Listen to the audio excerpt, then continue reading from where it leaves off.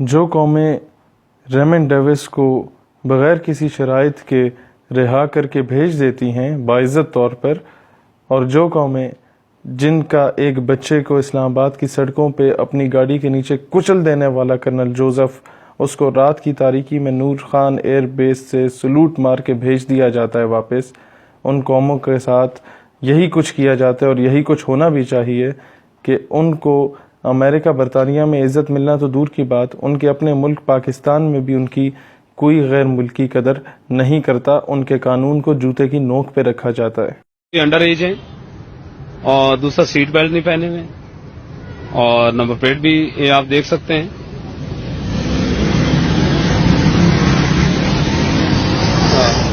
Mister what's your name? What's your name? Mister what's your نیم؟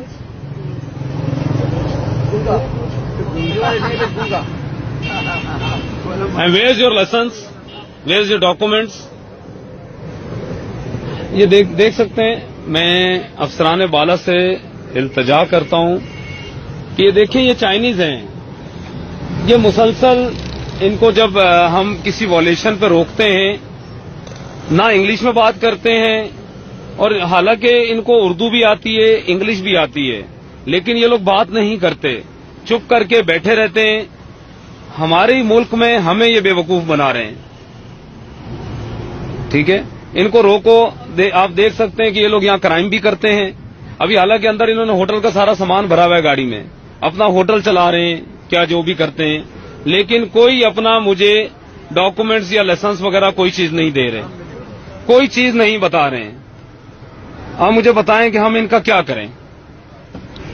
اتنی پریشانی کا عالم ہے، یہ لوگ بہت انہوں نے پریشان کیا ہوا ہے۔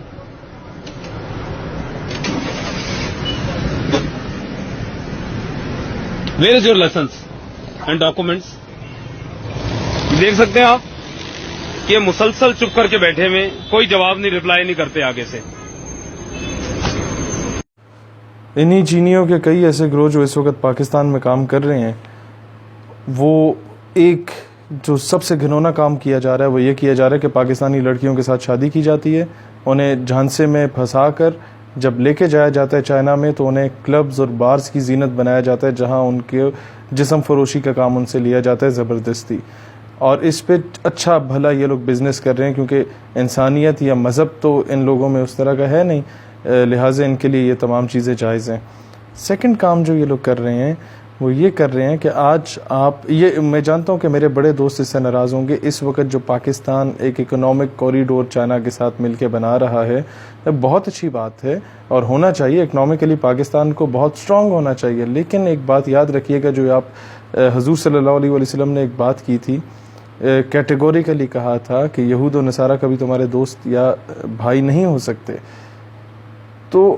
ان کو ان کے انٹرسٹ ہیں، آپ انہیں دوست بنائیں، باپ نہ بنائیں، کیونکہ جب تک ان کا انٹرسٹ ہے یہ آپ کے بہت اچھے دوست بن کے رہیں گے، جب انٹرسٹ گیا آپ کو لات مار دیں گے۔ اس سے پہلے آپ نے امریکہ کو دوست بنا کے دیکھا، رشیا کو دوست بنا کے دیکھا، برطانیہ کو دوست بنا کے دیکھا، دوست کیا آپ نے غلامی کی، باقاعدہ جوتے جو ہیں وہ پالش بھی کیے، چاٹے بھی، آپ کو اس کا صلہ ملا۔ اب جو اکنامک کوریڈور کے نام پہ یہ سارا کچھ چل رہا ہے بہت اچھی بات ہے، لیکن جو آپ یہ قرضے پہ قرضہ لے رہے ہیں نا چائنا سے، آج سے 10-15 سال کے بعد جب چائنا ڈیمانڈ کرے گا کہ قرضہ فل فور واپس کرو اور آپ کو دینے کے لیے نہیں ہوگا، تو یہ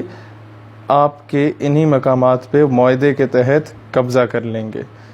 اور کہیں یہ مستقبل میں پھر ایسٹ انڈیا کمپنی نہ ثابت ہو جائے۔ سمجھدار کے لیے اشارہ کافی ہے، اس لیے قومیں برابری پہ جیتی ہیں، برابری پہ جینا سیکھیے۔